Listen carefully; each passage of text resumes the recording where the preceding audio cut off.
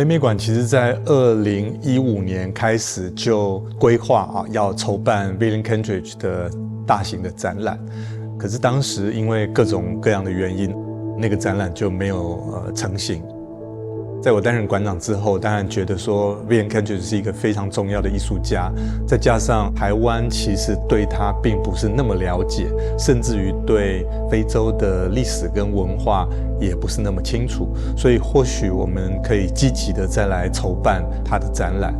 到了2022年的时候，我们就觉得英国伦敦皇家艺术学院的这个展览其实还蛮适合来台湾，所以我们就开始跟英国那边联络。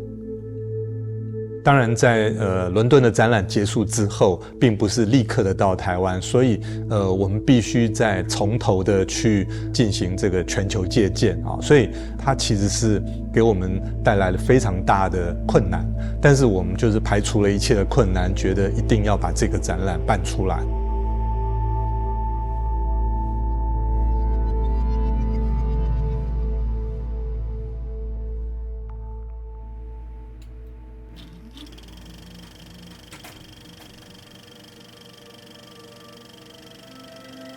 The exhibition is about William's skill as a draftsman, and I think the first 3 sections really of the exhibition, with the early drawings, the drawings for projection, and then the actual 5 of the films themselves, are the key to understanding and allowing people to see how William has developed as an artist over the last 40 years.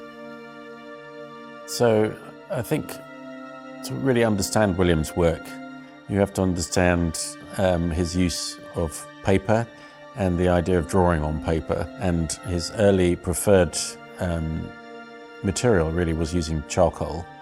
And he discovered very early on that one of the problems with using charcoal is you can't clean up the mistakes you make or erase the marks that you make. You always leave some residue or some haunting image of what you've done before. And for William, I think that was something that he discovered and then realized it could be something that he could exploit and make use of, rather than feel that he was making errors with the work. Charcoal is quite stark. It's black and white. Now, William grew up in a world of black and white.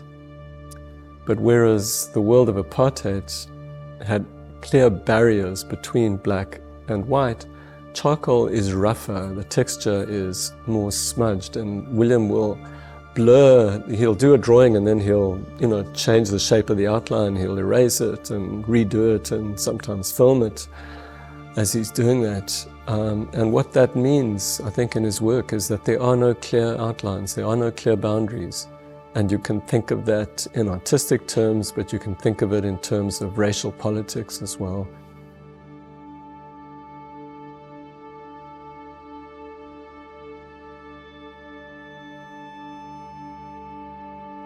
I mean, it's a complicated thing. It's also question and answer. It's light and shade.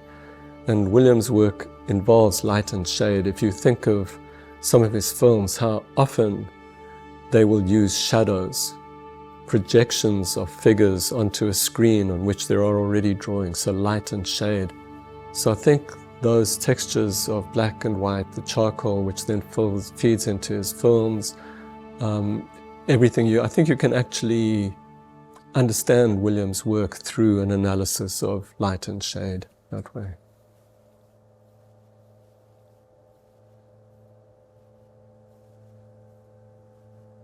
In South Africa, there were these 2 great forces opposed to one another. One was the South African state, the apartheid state, which was massive and in many ways all-encompassing.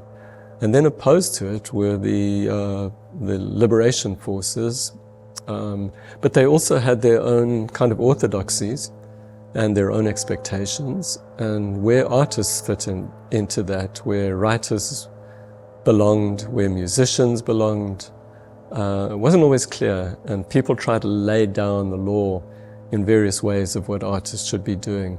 And for a while, William didn't know what to do about that. So he stopped making art for a few years in the 1980s. And then when he began again, he did it by trusting himself and by trusting what his art was doing, not making it conform to what anybody else wanted or prescribed for him, but finding out what his art had to say in its own way. The title of my essay in the catalogue for the exhibition, the long essay, the title is Liberating Vision. And I think what William is about is liberating our vision, making it freer, making it question more, making it more joyous, more exploratory. And so it's its own form of politics. I think if we could all subscribe to that form of politics, the world might be a slightly happier place.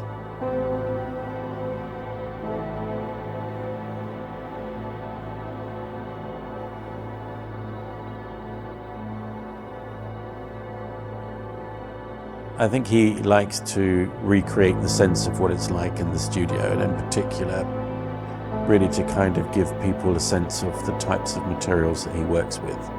So in some ways, it's an environment that's supposed to be full of ideas and full of end products, all made differently, to give people a sense of the studio being the center from which everything emanates.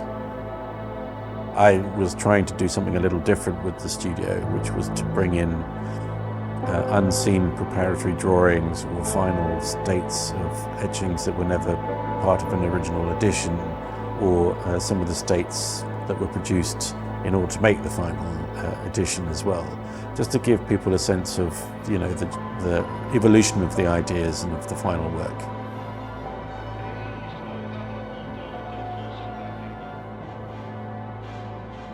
Ubu Tells the Truth is a very powerful film, and included with the film are some of the drawings that he made of the characters, which are animated in the film, so you get to see the props that he used.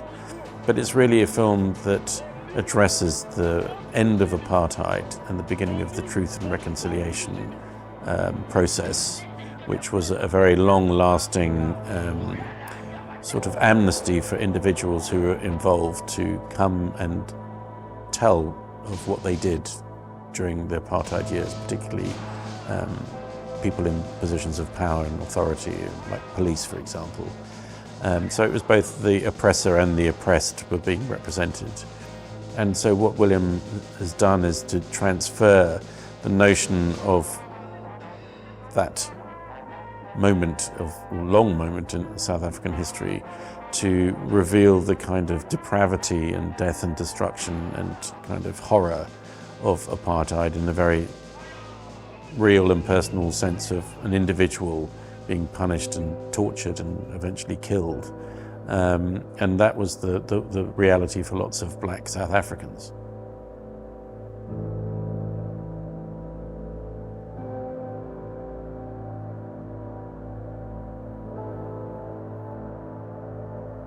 I was particularly struck when thinking about the exhibition about how William has increased his ambition as a draftsman, and particularly working with Indian ink. Although you use a brush, he still considers it to be drawing. And not only the skill that he displays in capturing the subject matter, but also the scale. So we see this, the early drawings start out quite small, they become multiples, but then suddenly he starts making these gigantic drawings, which are almost hard to understand how you would create something on that scale. I personally was very drawn to the flower drawings. A lot of them were very personal to him. But then the tree drawings, because of the final work in the exhibition, Sybil, we wanted to create a sense of trees, a sense of the origins of the leaves of the trees that then become part of the Sybil work as well.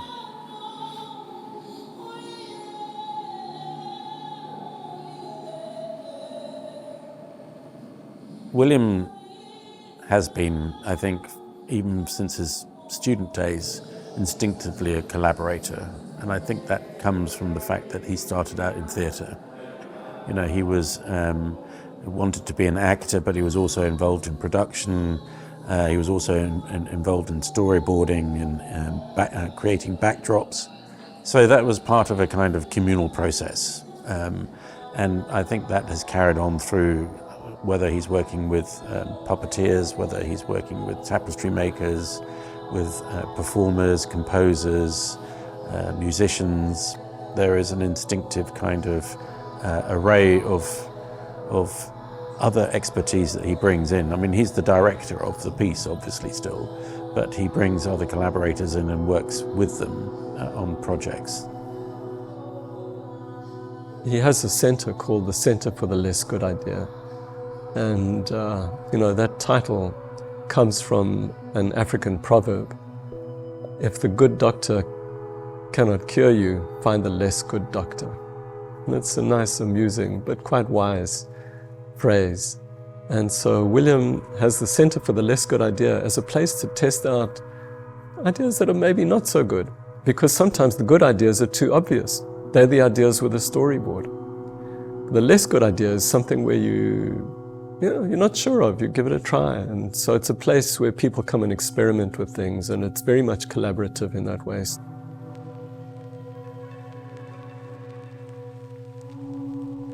I mean, it's incredibly exciting for the exhibition to be here. It was a lot of work, a huge effort to make the exhibition in London, and I think a lot of us felt, that it deserved a second opportunity to be seen.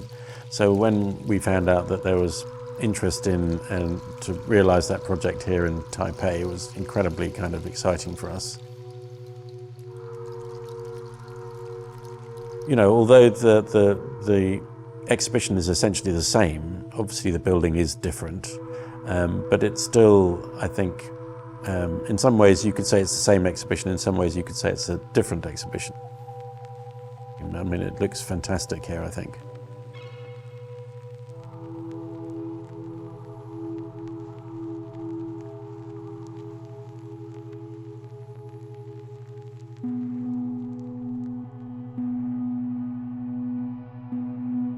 And I think that to him, it's part of this engagement that meaning is made not just in one place.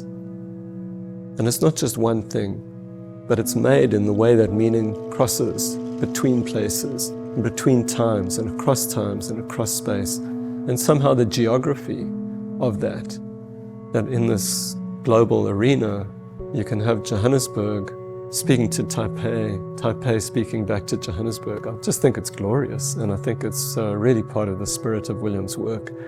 And that's why I think I'm sure he's absolutely delighted that this exhibition is on here.